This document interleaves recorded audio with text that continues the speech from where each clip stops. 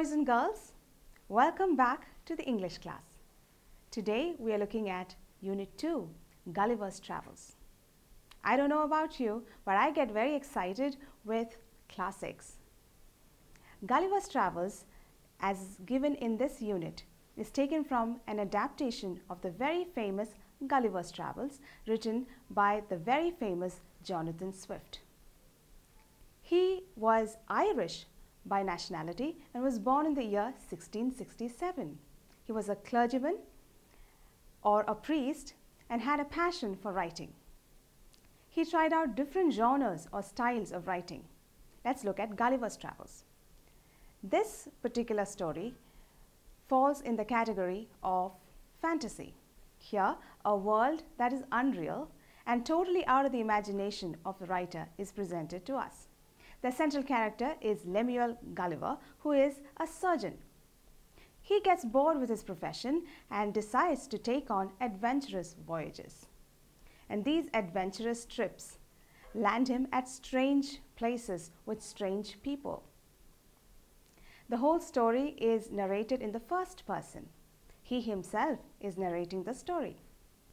The book describes all of Gulliver's travels and his experiences at these imaginary places. Now go ahead and read the story. I'm sure you would enjoy reading this. And along the way, I'm sure you will find a few tongue twisters.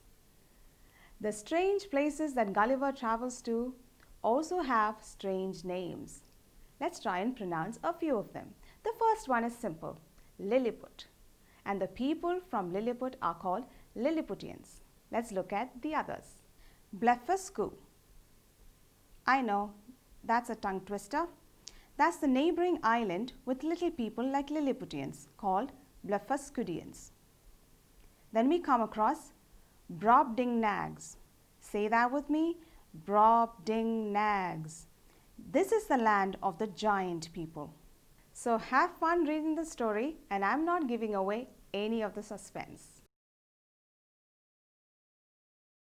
At the end of the lesson, you find a set of words and their meanings. Some of those words might be new to you.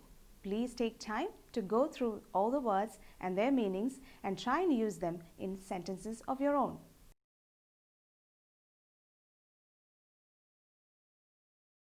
I've picked out one for you. Envoy, spelled as E-N-V-O-Y. It means a representative of a king or an authority like an ambassador. Let's use that in a sentence. An envoy was sent by the king with a message. Page number 20 onwards, we find some exercises. The first one is jumbled spellings. We will look at a few of them. Basically, you have to look at all the words given there and put the letters in the right order so that the spelling is correct. Let's look at the first one. This looks like Lilliput. Let's write the right spelling here. Let's look at the seventh one. M-E-T-A-S-J-Y. Looks like majesty. Let's put the right spelling there. M-A-J-E-S-T-Y. The 10th one looks like attack. What is the right spelling? A-T-T-A-C-K. Like this, you can rearrange the jumbled spellings and make them correct. Let's move on to page 21 where another exercise is given, again based on spellings. Let's look at it. Circle the words with the right spelling from each row of options given below. There are rows of options given. You have to pick out the right spelling. Let's look at one. Participate is given with different spellings. Pick out the right spelling. This is where you have to learn the spellings of these words so that you can pick out the right one. The first option is the answer. Let's look at the second one. Blanket. What is the spelling of blanket? B-L-A-N-K-E-T. That's right. The third option is the answer. The third question, accustomed. What do you think is the right spelling of accustomed? ACCUSTOMED. That's right, the fourth option is the answer. Likewise, go ahead and do the rest of the questions as well. This is followed by a comprehension section. The same way you did in the other lessons, you have to try and answer these questions, and if you are in doubt, go back and read the passage once more and then come back and answer these questions. Now we are moving to the grammar section.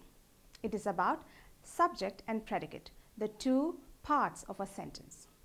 We've learned about this earlier, but we will look at a few more aspects of this in this lesson. A subject is what the sentence is speaking about.